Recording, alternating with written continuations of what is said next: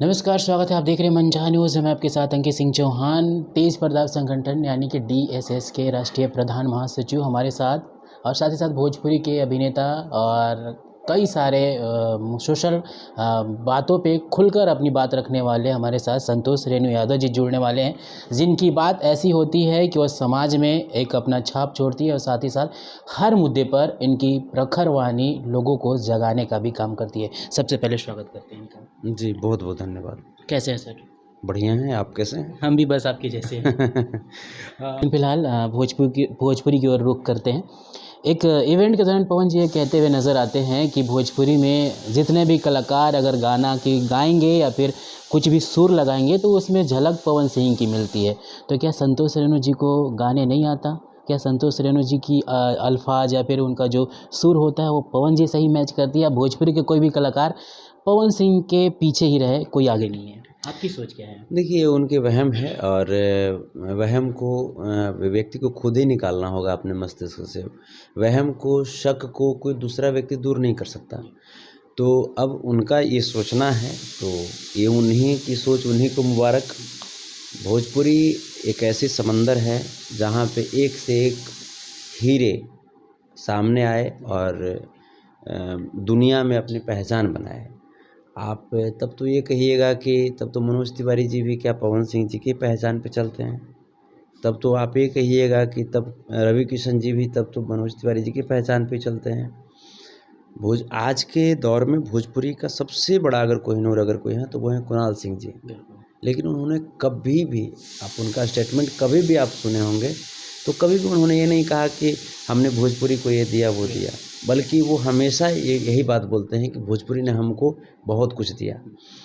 आप गायत्री ठाकुर जी, भिखारी ठाकुर जी, महेंद्र मिश्र जी, बहुत सारे धरोहर आए।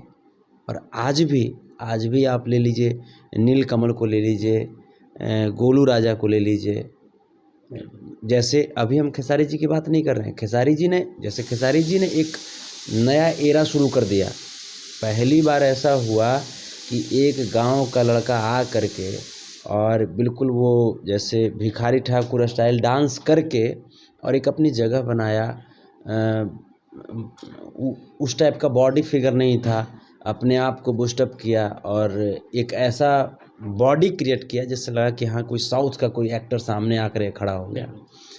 और सिर्फ भोजपुरी के लेवल तक ही नहीं, साउथ के लेवल पे भी जाकर काम किया, साउथ के लोगों को भी सामने लाया, लोगों को अपने टैलेंट का लोहा मनवाया।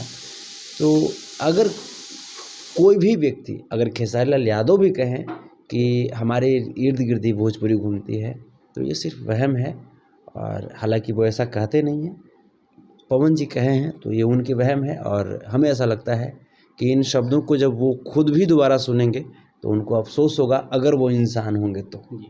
खुलकर विरोध करते आप आए हैं। जब भी अगर सोशल मीडिया पर आपको बात करने की ज़रूरत होती है, फिर आपकी बात रखी जाती है, तो संतोष रेणु जी पावर स्टार पवन सिंह का खुलकर विरोध करते हैं। आखिर क्या वजह रही है कि संतोष रेणु जी के मन में हमेशा चुभते हैं या फिर अपने कड़वे शब्दों से अपना वो बयान देते हैं?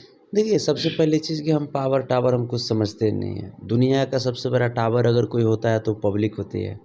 पब्लिक आप देखे हैं, जब बड़े बड़े एयरटेल और एयरसेल के टावर भी पब्लिक के आगे गिर जाते हैं, तो फिर ये सब पावर टावर क्या है?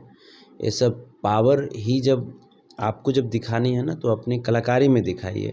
पावर ही दिखानी है तो आपके पास जब पैसा हुआ तो इसमें पावर दिखाइए कि कौन लोग मुश्किल हालात में हैं, वहाँ पहुँच करके अपने पावर और टावर का यूज कीजिए कि वहाँ पहुँच करके उनको कैसे मदद करें। पावर ही दिखाना है ना। आप अगर आप इतने बड़े पावर स्टार हैं तो क्यों नहीं भोजपुरी को आप 8वें सूची में शामिल करा लीजिए? शर्म नहीं आती आपको खुद को पावर स्टार कहने में और कहलवाने में? पर वो राजनीति से भी दूर हैं, वो तो भाजपा के स्टार प्रचारक हैं, राजनीति से दूर नहीं है। भाजपा के स्टार प्रचारक हैं, भाजपा की सरकार है केंद्र में, तो अगर पावर स्टार हैं तो आप भोजपुरी को 8वें सूची में शामिल करा लेते हैं। बिना पार्लियामेंट में बैठे किसी की आवाज़ वहाँ कैसे पहुँचेगी? तो फिर पार्लियामेंट में जो बैठे लोग हैं, आप तो उनकी तारीफदारी करते हैं। जो पार्लियामेंट में जो लोग बैठे हुए हैं, आप तो उनके लिए भाई अपना कीमती समय निकाल करके उनके लिए वोट मांगते हैं। तो उनसे आप उनके लिए इतना वोट आप मांगते हैं, उनसे एक बात क्यों नहीं मांग लेते कि भोजपुरी को 8वें सूची में शामिल कर दो? ये भी होनी चाहिए ना। बिल्कुल।